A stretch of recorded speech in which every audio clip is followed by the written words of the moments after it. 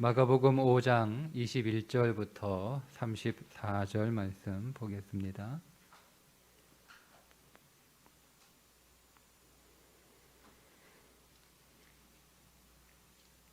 마가복음 5장 21절부터 34절입니다. 예수께서 배를 타시고 다시 맞은편으로 건너가시니 큰 무리가 그에게로 모이거늘 이에 바닷가에 계시더니 회당장 중에 하나인 야이로라 하는 이가 와서 예수를 보고 발 아래 엎드려 간곡히 구하여 이르되 내 어린 딸이 죽게 되었사오니 오셔서 그 위에 손을 얹으사 그로 구원을 받아 살게 하소서 하거늘 이에 그와 함께 계실새 큰 무리가 따라가며 애워싸 밀더라. 12해를 혈루증으로 알아온 한 여자가 있어 많은 의사에게 많은 괴로움을 받았고 가진 것도 다 허비하였으되 아무 효염도 없고 도리어 더 중하였던 차에 예수의 소문을 듣고 무리 가운데 끼어 뒤로 와서 그의 옷에 손을 대니 이는 내가 그의 옷에만 손을 대어도 구원을 받으리라 생각함일라라. 이에 그의 혈루 근원이 곧 마름에 병이 나온 줄 몸에 깨달으니라. 예수께서 그 능력이 자기에게서 나간 줄을 곧 스스로 아시고 무리 가운데서 돌이켜 말씀하시되 누가 내 옷에 손을 대었느냐 하시니 제자들이 여짜오되 무리가 애워싸 미는 것을 보시며 누가 내게 손을 대었느냐 물으시나이까 하되 예수께서 이 일 행한 여자를 보려고 둘러보시니 여자가 자기에게 이루어진 일을 알고 두려워하여 떨며 와서 그 앞에 엎드려 모든 사실을 여쭈니 예수께서 이르시되 딸아 네 믿음이 너를 구원하였으니 평안히 가라 네 병에서 놓여 건강할지어다. 아멘. 거라사에서 군대 귀신 들린 자를 치유하시고 다시 바다를 건너 가버나움에 가신 예수님은 회당장의 방문을 받게 됩니다. 예수님이 오셨다라고 하는 말을 듣고 가버나움의 회당장 중에 한 사람, 보통 회당장에는 회당에는 보통 3명의 회당장들이 있었다고 해요. 그 가운데 이제 한 명이 예수님을 찾아와서 자기 딸이 다 죽게 되었다. 지금 죽어가고 있으니까 한 번만 와서 내 딸 머리에 손을 얹고 기도해 주시면 우리 딸이 낫겠나이다. 간곡히 부탁을 해서 그래 한번 가자. 네 집이 어디냐? 이렇게 회당장을 따라 나섰는데 가시는 도중에 12년 동안 혈루증으로 고생하던 여인이 몰래 와서 예수님의 옷에 손을 대는 일이 벌어지게 됩니다. 당시 유대 사회에서 여자가 다른 남자의 몸에 접촉하는 것은 안 되는 것으로 규정되어 있었고 무엇보다 혈루증은 부정한 병이기 때문에 사람들 앞에 나타나서도 안 되고 사람들하고 접촉해서는 절대 안 되는 거예요. 그래서 이제 이 여인은 그 예수님 주위에 모여든 많은 사람들 틈에 끼어 있다가 살며시 아무도 모르게 예수님도 모르게 살며시 예수님의 옷에 손을 댄 건데 예수님이 능력이 빠져나가신 것을 아시고 너가 내 몸에 손댔냐? 누구냐? 제자들이 아이고 예수님 사람들이 이렇게 많아가지고 밀고 땡기고 하다 보니 몸에 좀 닿은 것 같은데 누가 뭐 일부러 예수님 몸에 손 댔겠어요. 빨리 가요 예수님 급합니다. 분명히 누가 내 몸에 손을 댔다. 분명히 내 몸에 손을 댔다. 그러니 이제 여인이 깜짝 놀란 거죠. 그죠? 자기는 아무도 모르게 살며시 이렇게 손을 댄 건데 여인은 깜짝 놀란 거예요. 그래서 자기가 들통난주를 알고 예수님께 나와 이실직고를 하죠.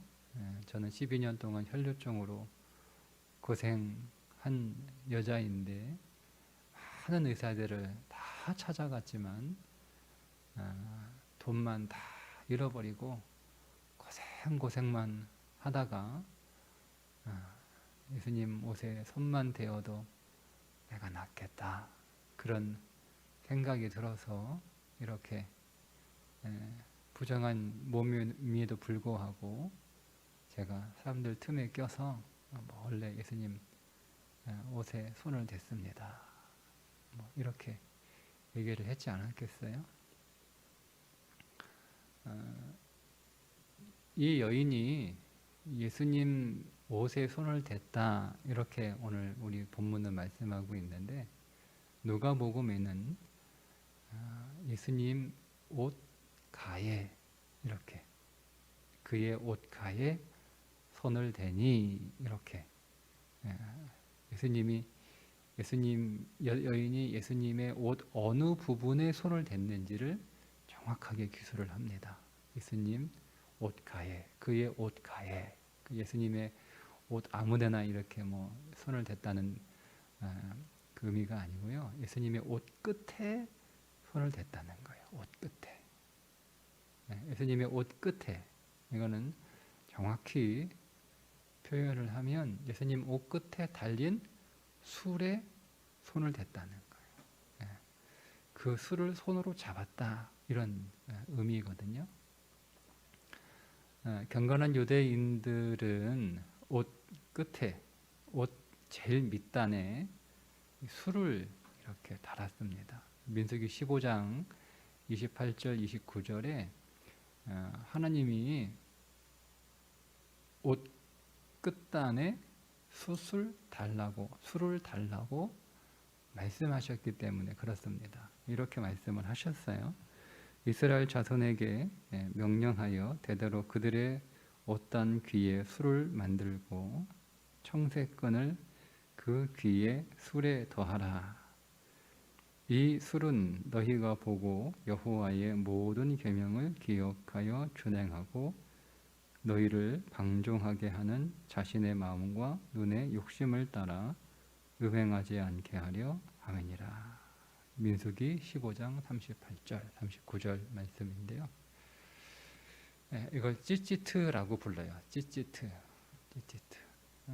경건한 유대인들은 대부분 이렇게 옷 끝 가장자리에 찌찌트라고 불리는 술을 달고 있었고 예수님도 경건한 유대인이셨으니까 하나님의 말씀을 다 그대로 성취하신 분이잖아요. 그러니까 예수님의 옷 끝단에도 술이 달려 있었던 거예요. 그거를 잡았다는 거예요. 하나님의 말씀을 상징하는 찌찌트를 잡았다.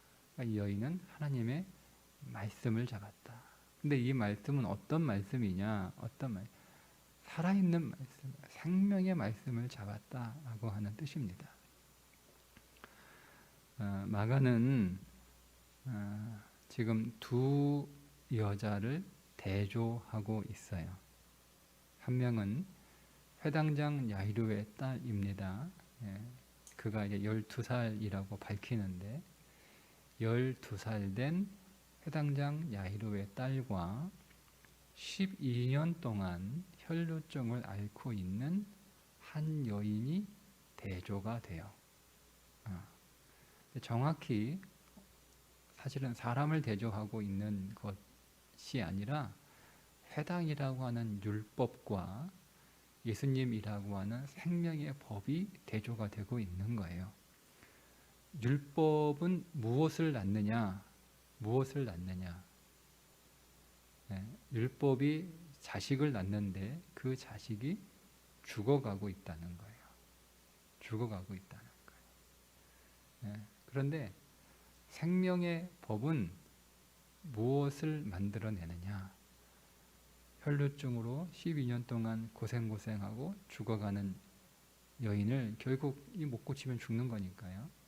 죽어가는 여인을 고친다는 거예요. 이 두 개를 비교하고 있어요.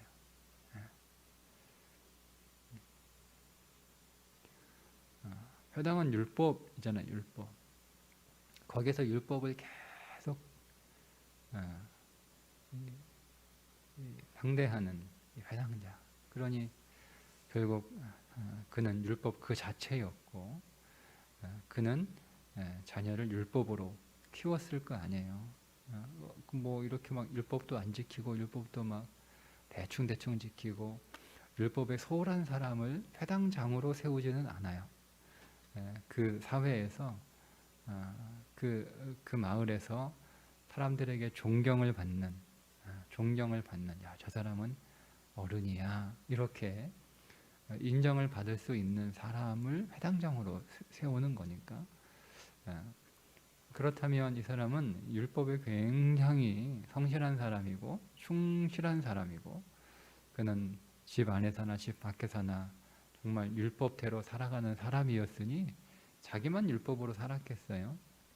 그러니까 집에 있는 가족들도 다 율법으로 살아갈 수 있도록 율법으로 대하고 그런데 거기에서 그 집에서 태어난 그 딸이 아마 딸이 하나밖에 없는 것 같거든요. 표현을 보면 그 딸이 지금 12살이 됐는데 죽어가고 있는 거예요. 유대사회에서 12살, 12년 6개월이 지나면 결혼할 수 있는 나이거든요. 근데 결혼을 해야 되는데 그리스도의 신부가 돼야 되는데 이 그리스도의 신부가 죽어가고 있는 거예요. 죽어가고 있는 거예요. 이게 율법이에요. 이게 율법. 근데 12년 동안 혈루증으로 앓았던 여인은 자기가 할 수 있는 모든 방법을 다 해봤어요. 그리고 잘 고친다는 용하다는 의사들은 다 찾아가 봤어요. 그러니까 자기가 할 수 있는 자기의 노력, 그 율법이죠. 율법대로 다 해봤어요. 모든 율법 다 자기가 지켜봤다는 거예요. 그런데 혈루증을 고칠 수가 없었어요. 자기가 가진 돈도 다 허비했어요. 그런데 이 여인이 예수님 옷에 달린 생명의 말씀을 상징하는 술을 붙잡아요. 그러니까 치유가 되는 거예요. 치유가 돼요. 한번 여러분 우리가 생각해 볼까요? 이 여인은 율법을 어긴 사람입니까? 율법을 지킨 사람입니까? 무슨 말씀이냐면 자, 사회 간섭상 여인이 다른 남자, 즉 외간 남자의 몸에 접촉할 수가 없어요. 사회 규범상. 그걸 어긴 거죠. 무엇보다 하나님이 세운 모세의 법을 어겼어요. 부정한 여인이에요.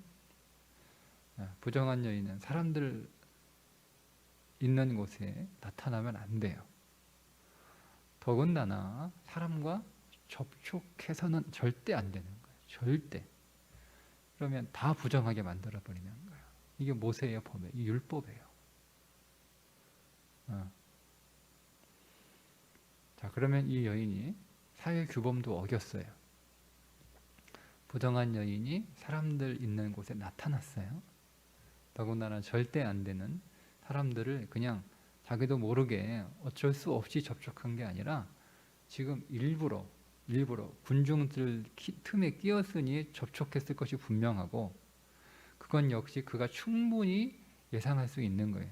그 많은 사람들이 막 밀고 땡기고 이러고 있는데 거기에 들어가면 사람들하고 접촉이 안 될 거라고 아무도 생각을 못해. 그러나 그것도 알고 들어갔단 말이에요.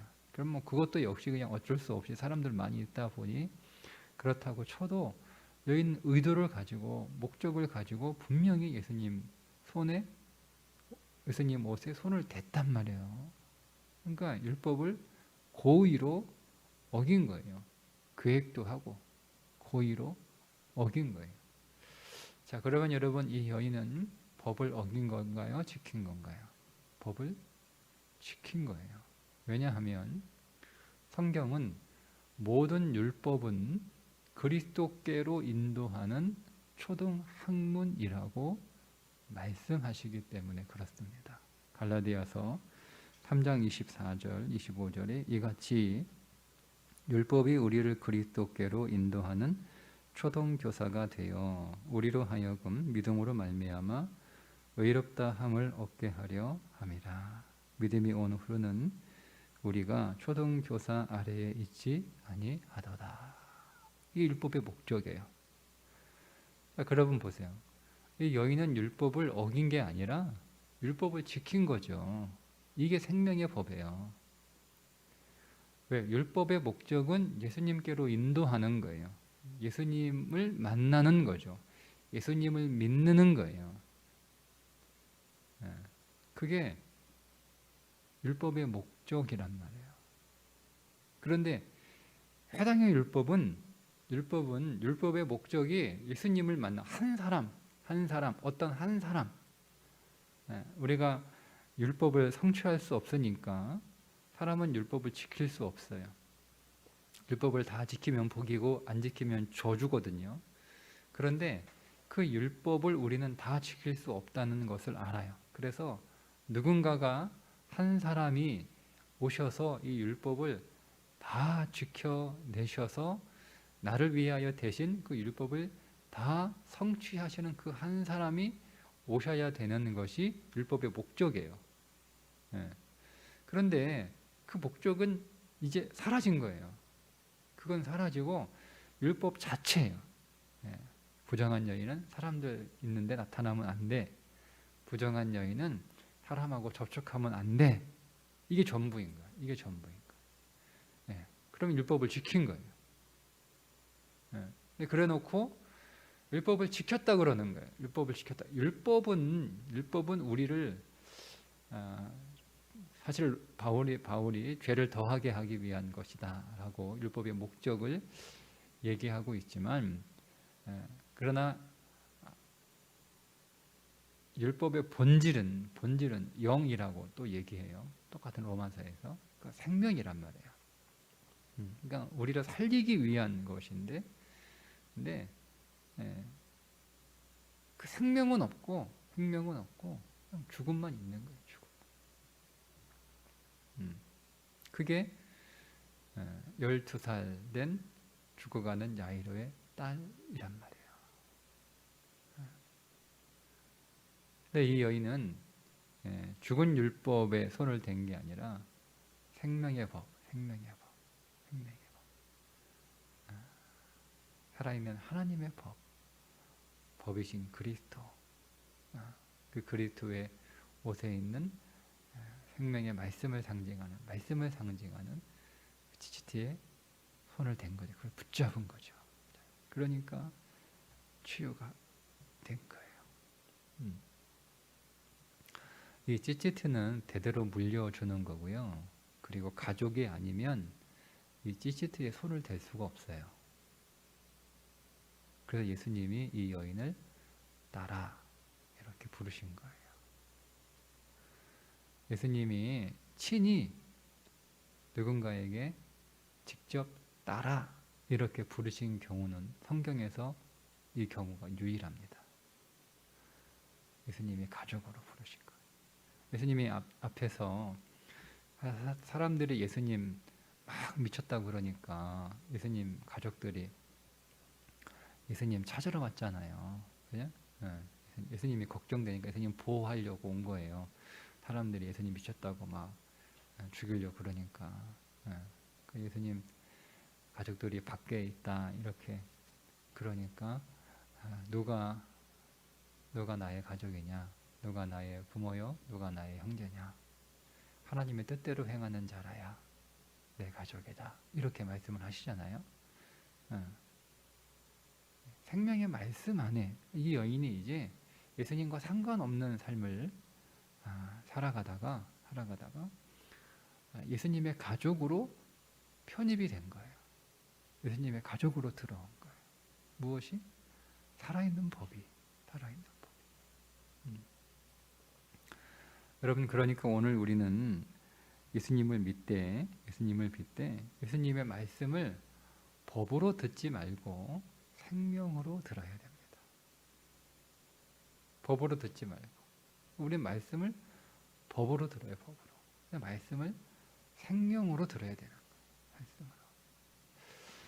여러분, 예수님 주위에 많은 사람들이 있었고 그 사람들이 예수님하고 다 부딪혔단 말이에요. 그러니까 제자들이 이거 주님, 사람들이 이렇게 많아가지고 막 예수님 주위에 밀고 당기고 하느라고 부딪힌 건데 누가 예수님 뭐 일부러 손에 댔다고 그러세요? 이렇게 얘기했잖아요. 그러니까 많은 사람들이 예수님하고 접촉을 한 거예요.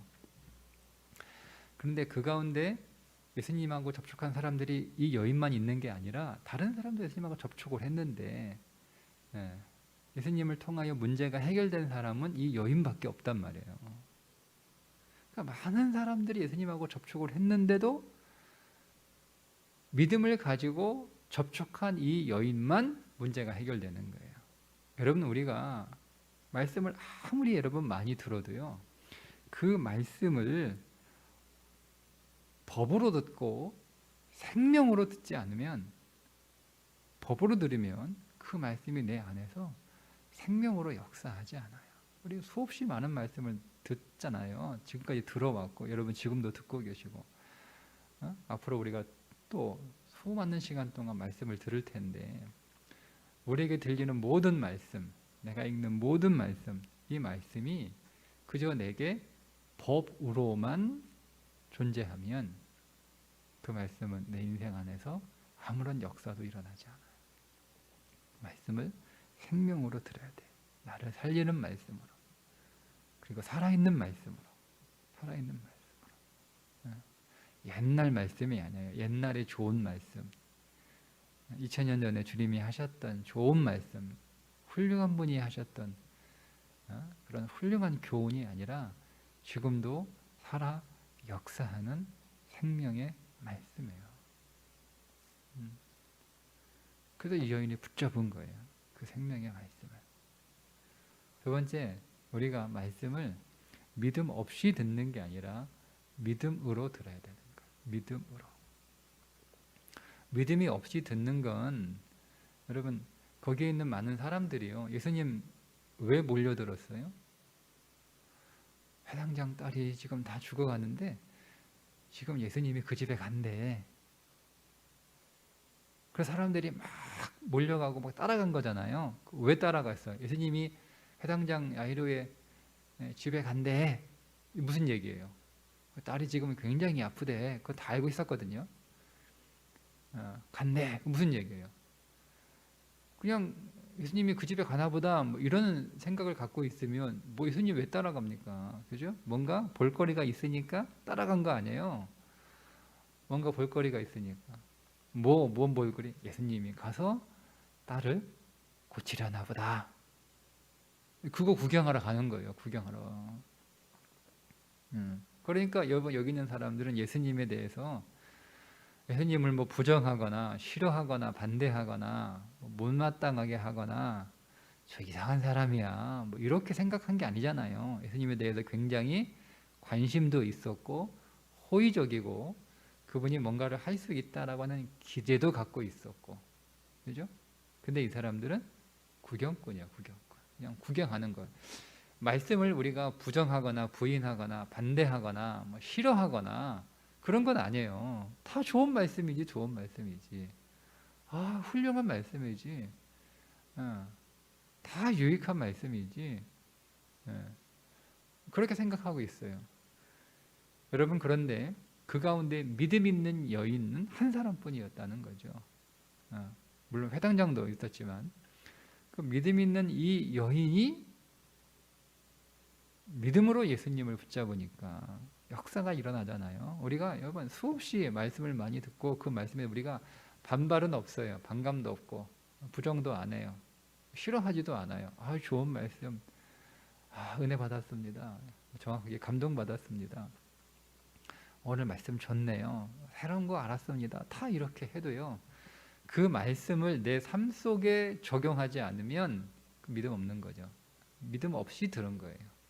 믿음은 말씀을 적용하는 거죠. 여러분, 야, 그거 그 약 먹으면 좋은 거 다 알아요. 예, 그 약이 효과가 있다는 것도 알아요. 그거 먹으면 몸이 좋아진다는 것도 알아요. 야, 그거 먹어봤을 때 소용없어, 쓸데없어. 왜 그런 거 먹나? 다 거짓말이야. 이렇게 안 해요. 그래, 먹으면 좋지. 먹어서 나쁠 게 뭐 있어. 먹으면 좋아. 그런데 정작 자기는 먹지 않아요. 그건 안 믿는 거잖아요. 인정하는 거하고 믿는 거하고는 다른 거예요. 예. 그러니까 여러분, 말씀은 인정하는 수준에서는 우리 안에서 역사가 일어나지 않아요. 거기 있는 사람 다 예수님 인정했잖아요. 다 예수님 부인했습니까? 인정하니까 막 따라온 거 아니에요. 인정했으니까. 그러니까 말씀을 인정하는 것과 그 말씀을 믿는 것하고는 별개의 문제인데, 우리는 말씀을 인정하는 것을 말씀을 믿는다라고 생각하는 경향이 있어요. 말씀은 적용해야 믿는 거예요. 적용하기 전까지 우리가 말씀을 부인하지 않으면 그건 인정하는 수준에 머물러 있는 거죠. 그럼 마치 관중들과 똑같은 거예요. 예수님 곁에 예수님 따라다니는 사람들하고 다를 게 뭐가 있어요? 오늘 우리가 주일 하나님 앞에 남아 예배하는데, 오늘 우리의 예배가 이런 예배가 되기를 원합니다. 법으로 드리는 예배가 아니라 생명으로 드리는 예배. 오늘 주일이니까 주일 성수해야 돼. 그 명령이에요, 명령. 그렇게 와서 주일 성수가 목적이 되는 예배가 아니라 예배가 생명이 되는 예배. 그 예배를 기쁨으로 드리고 감사함으로 드리고 하나님께 영광을 드리고 영광을 돌리는 찬송의 예배가 되고, 그런 생명의 예배가 되기를 축복합니다. 우리가 예배를 드릴 때 믿음 없이 드리는 예배가 아니라 믿음으로 드리는 예배. 믿음 없이는 뭐예요? 관중으로 드리는 거예요.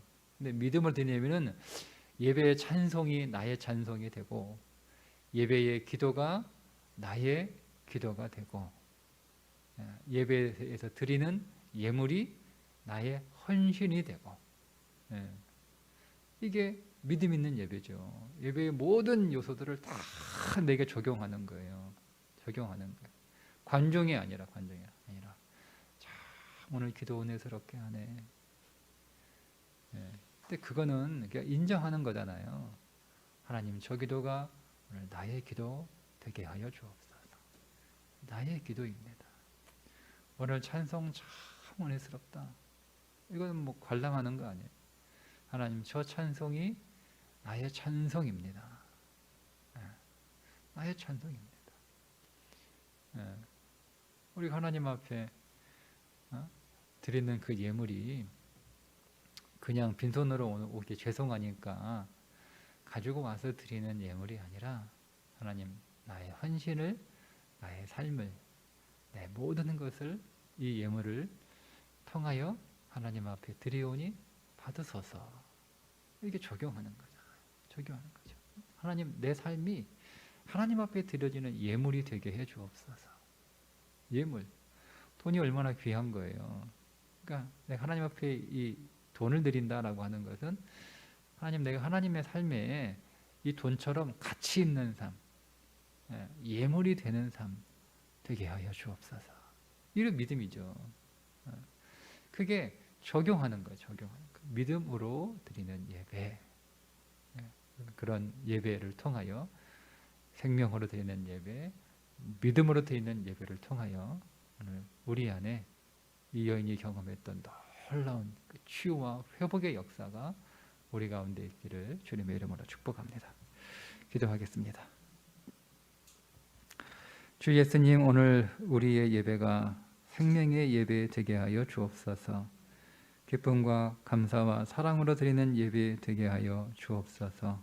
우리의 찬송의 영광을 노래하게 하시고, 우리의 기도가 믿음의 기도가 되게 하시며, 우리의 예물이 사랑의 헌신 되게 하여 주옵소서. 예배의 생명이 오늘 우리 안에 흘러 더욱 생기로 살아나는 예배자 되게 하여 주옵소서. 오늘도 새벽제단을 닦는 성도들 위해 복의 복을 내려 주옵소서. 늘 생명에 접촉하게 하셔서 사망과 어둠의 근원이 마르게 하시고, 생명과 광명이 샘솟듯 흘러 넘치게 하여 주옵소서. 우리 주 예수 그리스도 생명의 이름 받들어 간절히 축복하며 기도하옵나이다. 아멘.